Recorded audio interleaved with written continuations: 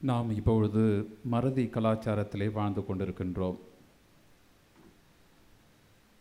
தொழில்நுட்பங்கள் பெருகியிருப்பினும் பல்வேறு அறிவியல் சம்பந்தமாக நாம் வளர்ந்தாலும் மறதி நம்மை தொற்றிக் கொண்டிருக்கின்றது என்பதில் சந்தேகமில்லை. ஒவ்வொரு முறையும் மனைவி தனது கணவனை பார்த்து மறந்துடாமல் அதை வாங்கிட்டு வாங்க, பெற்றோர்கள் பிள்ளைகளை பார்த்து மறந்துடாமல் இந்த கொஷனுக்கெல்லாம் ஆன்சர் எழுது, சிறிய செயல்களில் தொடங்கி பெரிய செயல்கள் வரை யாராவது நம்மை ஞாபகப்படுத்தி கொண்டே இருப்பதை நாம் பார்க்கின்றோம். சில வேளைகளில் இந்த மறதி இறைவனுடைய கொடையாகவும் கருதப்படுகின்றது. எல்லாவற்றையும் ஒருவன் நினைத்திருந்தால் என்ன ஆவது? மறப்பது நல்லது. அதிலும் குறிப்பாக தேவையில்லாத நமது மனதை நெகிழ வைத்த அல்லது நம்மை கஷ்டத்திற்கு உள்ளாக்கிய அந்த நினைவுகளை நாம் மறப்பது நல்லது. அதனால் இது இறைவனுடைய கொடையாகவும் கருதப்படுகின்றது. ஆனால் நமது வாழ்விலே செலக்டிவ் அம்னீசியா என்று சொல்வார்கள், தேர்ந்தெடுத்து மறப்பது. சிலவற்றை நாம் மறக்கின்றோம், பலவற்றை நாம் ஞாபகத்திலே வைத்திருக்கின்றோம். அதிலும் குறிப்பாக தேவையில்லாததை, பிறர் நமக்கு செய்த தீங்கை, மன்னிக்க முடியாத குற்றங்களை, நம்மை நோகடித்தவர்களை, அவருடைய செயல்களை நாம் மறவாமல் வைத்திருக்கின்றோம். கிறிஸ்துவில் அன்பினரை சகோதர சகோதரிகளே, அதே சமயம் சிலவற்றை நாம் ஞாபகத்திலே வைத்திருக்க வேண்டும் என்கின்ற எண்ணத்தை இந்த நாள் நமக்கு அறிவுறுத்துகின்றது. என் நினைவாக செய்யுங்கள், மறந்துவிட வேண்டாம். இன்றைக்கு இயேசு நம் ஒவ்வொருவரையும் பார்த்து சொல்கின்றார், என் நினைவாக செய்யுங்கள். வேறு வழியாக சொல்ல வேண்டும் என்றால் மறந்துடாதீங்க, நினைவிலை வைத்து கொள்ளுங்கள், ஞாபகத்திலே வைத்து கொள்ளுங்கள், மறந்து விடாதீர்கள். கிறிஸ்துவில் அன்பினரை சகோதர சகோதரிகளே, நினைவிலை வைத்துக்கொள், இது அடிக்கடி பயன்படுத்துகின்ற வார்த்தை. ஆசிரியர்கள், பெற்றோர்கள், மாணவர்கள், கணவன், மனைவி என்று நாம் அடுக்கிக் கொண்டே போகலாம். ஞாபகத்தில் வைத்து கொள்ளுங்கள் என்று சொல்வது மீண்டுமாய் வாழ்வது, வாழ்கின்ற வாழ்க்கையை உற்று பார்ப்பது. அதே சமயம் ஒன்றையும் நாம் ஞாபகம் வைத்து கொள்ள வேண்டும், ஞாபகம் நல்லதும் செய்யும் அல்லதும் செய்யும். நமது அனுபவங்களுடைய நிலையிலே நாம் இதை கண்டுணர்கின்றோம். நல்லதை செய்கின்ற அனுபவங்கள் அல்லது சில அனுபவங்கள் நம்மை நினைவூட்டி சித்திரவதை செய்வதையும் நாம் பார்க்கின்றோம். இன்றைக்கு இயேசு எத்தகைய ஒரு நினைவினை, ஞாபகத்தினை நமது மனத்தில் இருத்த விரும்புகின்றார் என்பதை உங்களோடு சேர்ந்து தியானிக்க விரும்புகின்றேன். கிறிஸ்துவில் அன்பினரை சகோதர சகோதரிகளே, இறுதி இராவுணவில் சீடர்களின் ஞாபகம் மற்ற யூதர்களைப் போல அன்றைக்கு அவர்களும் நினைவூட்டப்படுகின்றார்கள். இதுதான் இன்றைய முதல் வாசகம். ஒவ்வொரு ஆண்டும் சொல்லியும் செய்தும் கொண்டாடிய அந்த நிகழ்வு பாஸ்கா. அந்த நிகழ்வு புளியாத அப்ப நிகழ்வாக இருக்கின்றது. இது ஒரு அவசர நிகழ்வாக படம் பிடித்து காட்டப்படுகின்றது. புளியாத அப்பம், விரைவாக, காலம் எடுத்து செய்கின்ற அப்பம் அல்ல, விரைவாக உடனே செய்து உடனே சாப்பிடுகின்ற ஒரு நிகழ்வு. ஒவ்வொரு ஆண்டும் கொண்டாடிய ஒரு நிகழ்வு, ஒரு அவசரமான நிகழ்வு. அதே சமயம் இது ஒரு கூட்டு அனுபவம். தனியாக கொண்டாடி ஒரு விழா அல்ல. குடும்பமாக, சமூகமாக, மற்றவர்களோடு சேர்ந்து உண்டு கொண்டாடிய அந்த ஒரு கூட்டு அனுபவம். அதே சமயம் இது ஒரு இறை அனுபவம். கடவுள் என்னையும் எனது இனத்தாரையும் காப்பாற்றினார். எகிப்தினுடைய அடிமைத்தனத்திலிருந்து எங்களை மீட்டெடுத்தார். கடவுளை நான் கடந்து செல்லவில்லை, நாம் கடந்து செல்லவில்லை. மாறாக கடவுள் என்னையும் எனது சமூகத்தையும் எனது குடும்பங்களையும் எந்த தீங்கு இழைக்காமல் என்னை கடந்து சென்றார். இதைத்தான் நாம் முதல் வாசலை படித்தோம். கடவுள் என்னை கடந்து செல்கின்றார், என்னை அன்பு செய்கின்றார், என்னை காப்பாற்றுகின்ற கடவுளாக அவர் கடந்து செல்கின்றார். இது ஒரு இறை அனுபவம். அதே சமயம் இது ஒரு இன அனுபவம் கூட. கடவுளால் தேர்ந்தெடுக்கப்பட்ட மக்கள் எவ்வாறு அவரால் காப்பாற்றப்பட்டார்கள் என்பதை ஒரு கூட்டாக, ஒரு இனமாக கண்டு வாழ்ந்த ஒரு அனுபவம். அதே சமயம் இது ஒரு விடுதலை அனுபவம். அடிமைத்தனத்திலிருந்து நாம் விடுதலை பெற்றோம். அந்நிய பிடியிலிருந்து நாம் விடுதலை பெற்றோம் என்கின்ற ஒரு அனுபவம். கிறிஸ்துவில் அன்பினரை சகோதர சகோதரிகளே, வீட்டில் இருக்கின்ற அந்த முதியவர் வாழ்விலே நடந்த இத்தகைய அனுபவங்களை எல்லாம் பிறரோடு பகிர்ந்து கொள்கின்றார். இளம் தலைமையினரோடு கலந்து அவருடைய மனத்திலே இதை நிறுத்துகின்றார். இந்த நேரத்திலே ஒரு கருத்தை மட்டும் உங்களுடைய மனத்தில் இருத்த விரும்புகின்றேன். நாம் நமது இறை அனுபவங்களை, இந்த கூட்டு அனுபவத்தை, இத்தகைய ஒரு விடுதலை அனுபவத்தை, இறை அனுபவத்தை நாம் நமது பிள்ளைகளோடு பகிர்ந்து கொள்கின்றோமா?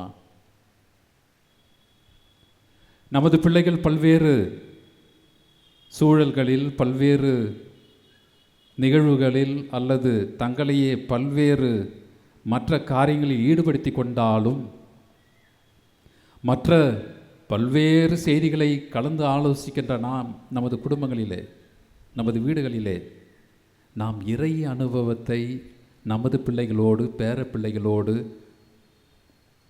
பகிர்ந்து கொள்கின்றோமா? கடவுளை பற்றி பேசுகின்றோமா?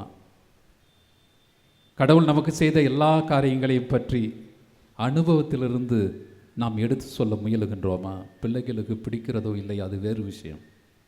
ஆனால் இதை சொல்ல வேண்டியது பெற்றோராகியவங்களுடைய கடமை, குடும்பத்தில் இருக்கின்ற முதியோர்களின் கடமை என்பதை மட்டும் மறந்து விடாதீர்கள். கிறிஸ்துவில் அன்பினரை சகோதர சகோதரிகளே, விசுவாசம் என்பது கொடுக்கப்பட வேண்டியது, பகிரப்பட வேண்டியது, அனுபவிக்கப்பட வேண்டியது என்பதை மறந்து விடாதீர்கள். பிள்ளைகள் செவிமடுக்க மாட்டார்கள் என்கின்ற ஒரு நினைவே வாழாமல், அவர்கள் கேட்டாலும் சரி கேட்காவிட்டாலும் சரி அடிக்கடி மீண்டும் மீண்டுமாய் இதை பகிர்வது நமது கடமை என்பதனை இந்த நேரத்திலே உடைய மனத்தில் இருத்த விரும்புகின்றேன். அன்பினரை சகோதர சகோதரிகளே, இயேசுவுக்கும் இது ஒரு பாஸ்கா. இறுதி இராவுணவும் ஒரு பாஸ்கா விழாவை கொண்டாடுகின்ற ஒரு சூழல்.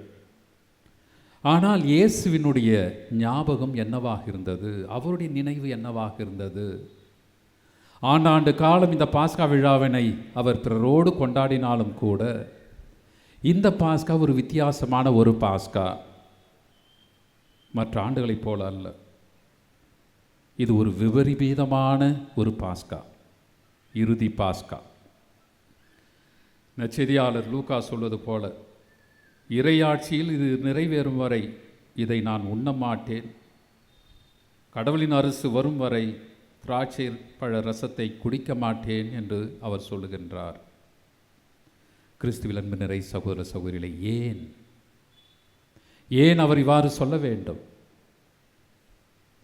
ஏன் அவர் இந்த பாஸ்காவை ஒரு வித்தியாசமான பாஸ்காவாக நினைக்க வேண்டும்? கண்டிப்பாக அவருடைய ஞாபகம் ஒரு ஃப்ளாஷ்பேக் மாதிரி தனது வாழ்வை உற்று நோக்கியதாக இருந்திருக்க வேண்டும். கடவுளுடைய அன்பை, கடவுளுடைய முகத்தை ஒரு மனித ரீதியிலே, மனித முகத்திலே வெளிப்படுத்திய இயேசு இப்பொழுது தன் வாழ்நாள் முழுவதையும் திரும்பி பார்ப்பதாக நான் பார்க்கின்றேன்.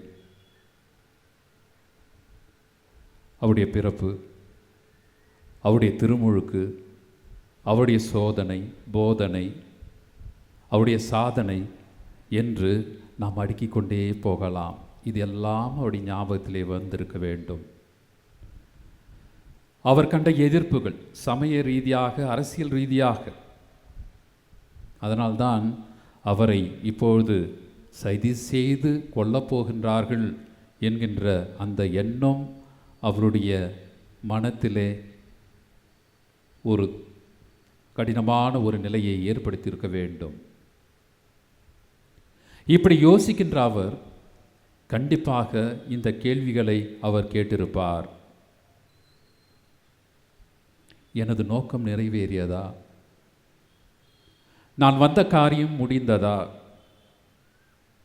அல்லது என்னோடு வாழ்ந்து கொண்டிருக்கின்ற சீடர்கள் நான் தொடங்கிய இந்த நல்ல காரியத்தை நிறைவேற்றுவார்களா? தடம் மாறுவார்களா? மறந்து போவார்களா? இத்தகைய கேள்விகள் இயேசுனுடைய மனத்தினை அழுத்தியிருக்க வேண்டும். இந்த பாஸ்கா நிகழ்வின் போது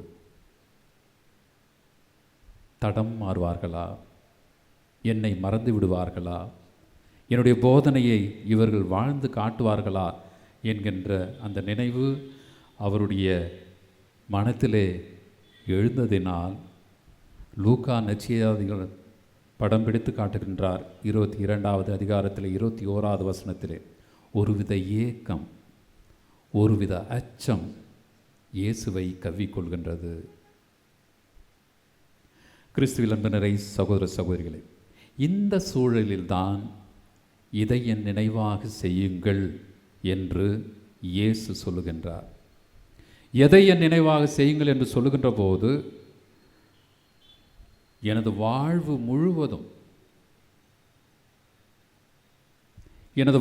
முழுவதும் உங்களுக்கு ஒரு நினைவாக தரப்படுகின்றது. எனது கொள்கைகள், எனது சவால்கள், எனது போதனைகள், எனது போராட்டங்கள், எனது எதிர்ப்புகள், எனது நம்பிக்கை, இவற்றையெல்லாம் ஒட்டுமொத்தமாக நீங்கள் கொண்டாட வேண்டும். நீங்கள் இதை கொண்டாடி நீங்கள் மகிழ்ந்திருக்க வேண்டும். எனது வாழ்வு முழுவதையும் நீங்கள் கொண்டாட வேண்டும் என்று அவர் விரும்புகின்றார். ஏன் இதை என் நினைவாக செய்யுங்கள் என்று சொல்லுகின்றார் என்று நாம் கேட்டோம் என்றால், இது வெறும் சடங்கு அல்ல. மாறாக ஒரு உயிரோட்டமுள்ள ஒரு மனிதனின் நினைவாக. இதைத்தான் 1 கொரிந்தியருக்கு எழுதிய திருமுகத்திலே 11வது அதிகாரத்தில் 26வது வசனத்திலே நாம் பார்க்கின்றோம். உயிரோட்டமுள்ள ஒரு மனிதனின் நினைவாக இதை செய்யுங்கள் என்று சொல்லுகின்றார். நீங்கள் இந்த அப்பத்தை உண்டு கிண்ணத்திலிருந்து பருகும் போதெல்லாம் ஆண்டவருடைய சாவை வரும் வரை அறிக்கையிடுகின்றீர்கள் என்று சொல்லுகின்றார். அவருடைய சாவு நமக்கு நினைவாக தரப்படுகின்றது. எனவே நிறைவாக நமக்கு ஒரு சாவு தரப்படுகின்றது. ஏன் செத்தார், எப்படி செத்தார், ஏன் சாகடிக்கப்பட்டார், அதுவல்ல இன்றைக்கு நாம் அதிகமாக யோசிக்கப்பட வேண்டியது. கண்டிப்பாக கொள்கைகளுக்காக, அவர் எடுத்த முடிவுகளுக்காக, சார்பு நிலைக்காக அவர் சாகடிக்கப்படுகின்றார். இது அவரது பணியின் ஒரு பக்கம். இயேசு ஏழைகளுக்காக நிலைப்பாடு எடுத்தார், கொல்லப்பட்டார் என்பதை காட்டிலும் தான் சார்ந்திருந்த தன் இன மக்களே மிகவும் வன்மையாக அவர் விமர்சனம் செய்தார். அவரது இன மக்களே அவரை கொன்றார்கள் என்று சொன்னால் அது மிகையாகாது. அவரோடு இருந்தவர்கள், அவரை பார்த்தவர்கள், பழகியவர்கள், அவர்களே அவரை கொள்ளுகின்றார்கள். எனவே அவரது லட்சிய வாழ்வு, அவரது பாடுகள், அவரது மரணம் அனைத்தையும் உள்ளடக்கிய நற்கருணை ஒரு நினைவாக தரப்படுகின்றது. கிறிஸ்துவில் அன்பினரை சகோதர சகோதரிகளே, நற்கருணை அவரது ஒட்டுமொத்த வாழ்க்கையையும் சுட்டி காட்டுகின்றது. நற்கருணை அவருடைய பிறப்பு, அவருடைய வாழ்வு, அவருடைய வாழ்விலே அவர் அனுபவித்த அனுபவங்கள், போராட்டங்கள், சவால்கள், அவர் சந்தித்த அந்த சாவு, இறப்பு, உயிர்ப்பு அனைத்தையும் உள்ளடக்கியது என்பதையும் மறந்துவிட வேண்டாம். அதுதான் ஒரு நினைவு. இது வெறும் சடங்கு அல்ல. அவரது வாழ்வை, அவரது சாவை, அவரது உயிர்ப்பை நாம் கொண்டாடி கொண்டிருக்கின்றோம். அதே நேரத்தில் அவரது பிறரன்பு பணி இன்னொரு நினைவையும் நமக்கு விட்டு செல்கின்றது, கொடுக்கின்றார். ஒரே நாளில் இறைவன் 2 நினைவுகளை நமக்கு விட்டு செல்கின்றார். ஒன்று நற்கருணை, இன்னொன்று பிறரன்பு பணி. ஆனால் ஒரு பணி, ஒரு நினைவு குறைவின்றி நடைபெறுகின்றது. திருப்பலி, அருட்சாதனங்கள், பல்வேறு திருவழிபாடுகள், கொண்டாட்டங்கள் இதெல்லாம் நன்றாகவே நடைபெற்று கொண்டிருக்கின்றது நமது வாழ்விலே. ஒரே நாளில் இயேசு கொடுத்த இன்னொரு நினைவு, கட்டளை, மரண சாக நற்செய்தி மறக்கடிக்கப்படுகின்றது. நாம் மறந்து விடுகின்றோம். யோவான் எழுதிய நற்செய்தியிலே 13வது அதிகாரம் 14வது வசனத்திலே இன்றைக்கு நாம் படிக்க கேட்டோம். ஆகவே ஆண்டவரும் போதகருமான நான் உங்கள் காலடிகளை கழுவினேன் என்றால் நீங்களும் ஒருவர் மற்றவருடைய காலடிகளை கழுவ கடமைப்பட்டிருக்கின்றீர்கள். இது நமது விருப்பம் அல்ல, தேவைப்படும் போது மட்டும் ஏதோ செய்வது அல்ல. பிறரன்பு பணி என்பது இது ஒரு கட்டாயம், ஒரு கடமை. இதுவும் ஒரு நினைவு, இதுவும் கிறிஸ்துவை வாழ வைக்கக்கூடிய ஒரு நினைவு என்பதை இந்த நேரத்திலே நாம் புரிந்து கொள்ள வேண்டும். கிறிஸ்துவில் அன்பு நிறை சகோதர சகோதரிகளே, பிறருக்கு பணி செய்ய, உதவி செய்ய, அடிமை போல் இருந்து அடுத்தவரை தூக்கிவிட நமக்கு மனம் வேண்டும். இதுதான் ஆன்மீகத்தின் உச்சக்கட்டம். பிறரன்பு பணியிலே நாம் இறைவனை கண்டடைகின்ற போது, சின்னஞ்சிறிய சகோதர சகோதரிகளுக்கு செய்த போதெல்லாம் எனக்கே செய்தீர்கள், அவர்களுக்கு செய்யாத போதெல்லாம் எனக்கே நீங்கள் செய்யவில்லை என்று இயேசு கொடுத்த அந்த செய்தியை மிக தெளிவாக ஆழமாக நாம் எடுத்துக்கொள்கின்ற போது நாம் ஆன்மீகத்தினுடைய உச்சக்கட்டத்தை அடைகின்றோம். எதையும் இழக்க தயாராக இருக்கின்றோம் என்பதனை நாம் புரிந்து கொள்ள இன்றைக்கு அழைக்கப்படுகின்றோம். கிறிஸ்துவில் அன்பு நிறை சகோதர சகோதரிகளே, அப்பொழுதுதான் நான் உங்களிடம் அன்பு செய்தது போல நீங்கள் ஒருவர் மற்றவரிடம் அன்பு செலுத்துங்கள். நீங்கள் ஒருவர் மற்றவர்களுக்கு செலுத்தும் அன்பிலிருந்து நீங்கள் என் சீடர்கள் என்பதை எல்லோரும் அறிந்து கொள்வார்கள். திருப்பலிக்கு வருவதனால் அல்ல, ஆராதனை மட்டும் செய்வதனால் அல்ல, அருட்சாதன கொண்டாட்டங்கள் செய்வதனால் மட்டும் அல்ல நாம் கிறிஸ்துடைய சீடர்கள் என்பதை பிறர் அறிந்து கொள்ள, மாறாக இறைவன் எவ்வாறு நம்மை அன்பு செய்தாரோ, நம்மை நேசித்தாரோ, நமது காலடிகளை அவர் கழுவினாரோ, அதே போன்று நாமும் பிறரன்பு பணிகளை செய்வதின் வழியாக மட்டுமே நாம் அவருடைய சீடர்கள் என்பதனை பிறர் அடையாளம் காண செய்ய முடியும். செய்தி தெளிவாகின்றது. நினைவாக செய்யுங்கள். அறிவு, புத்தி, ஞானம், உணர்வு கலந்த செயலாக்கும். இதுதான் ஈடுபாட்டுள்ள ஒரு இறையியல், ஆன்மீகம், மனித வாழ்வு. நற்கருணையையும் இயேசுவின் மொத்த வாழ்க்கையையும் அவரது கொள்கைகளையும் நினைவு கூர்ந்து தொடர்ந்து வாழ அழைக்கப்படுகின்றோம். ஒரு நினைவாக இறை அன்பில் வழியில் பிறருக்கு பணிபுரிவதன் வழியாக இறைவனை தொடர்ந்து வாழ வைக்கும் என்கின்ற இன்னொரு நினைவையும் இந்த நாள் நமக்கு அழைப்பாக விடுக்கின்றது. இதுதான் செய்தி. இதுவே இறைவன் நமக்கு கொடுக்கின்ற சவால். ஆமென்.